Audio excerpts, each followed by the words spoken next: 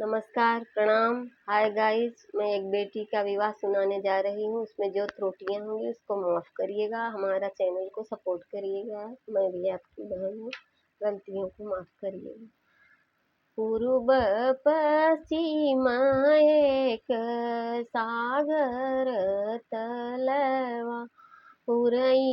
निहाल देई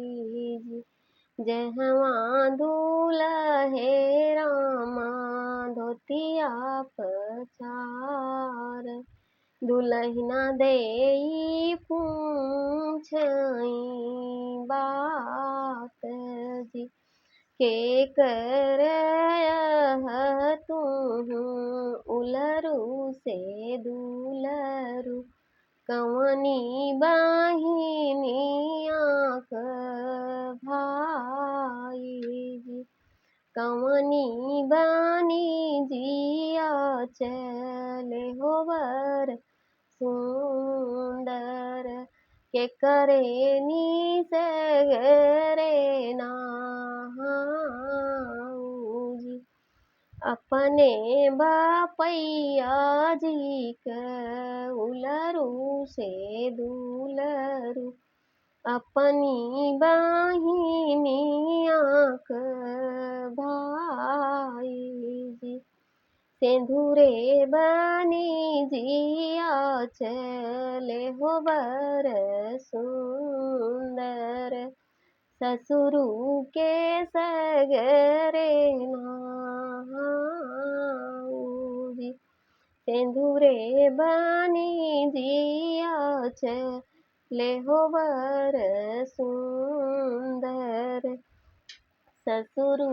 के सगरे नाऊजी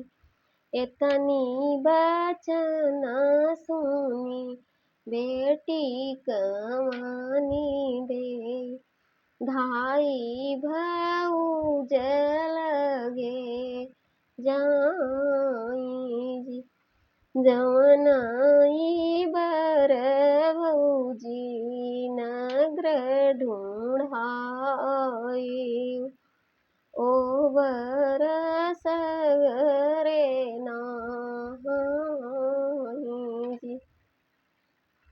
इतनी बचना सुनी भाभी कमानी दे धाई भैया के लगे जाई जवनाई बर स्वामी नगर ढूंढ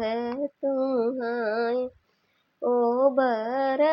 सगरे नाई जवनाई बर स्वामी नगर ढूंढाए ओ बर सगरे नाई आवौ ननदोइया पलंग चढ़ी बैठे आवौ ननदोइया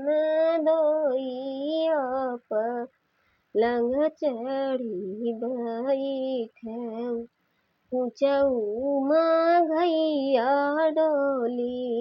पान काल कुकाल तुहिनी ननदोइया जिरयसी ननद हमार कवन तपसिया तू किह ननदोइया पाए ननद हमार नगर बहर हुई के डड़िया फनावऊ लई जाऊ बैरनिया मारज की तोर बहूजी हो नुनवा चोराए किय तेल देहिं राम रसोइया भौजी भैया गरियाए, कौने गुना बैरनी तो हारज, नाही मोर नाना दी हो हुनवा छोराए, नाही तेल देहु खाई। राम रसोइया मोर भैया गरियाई, वही गुण बैरनिया मारज, बैरनी बैरनी जिनी करहु सरहज, बैरनी नाऊ नाऊजी, जवनी ओरिया की तोरी बैरनी जई है, उजड़ा शहर बसी जाई।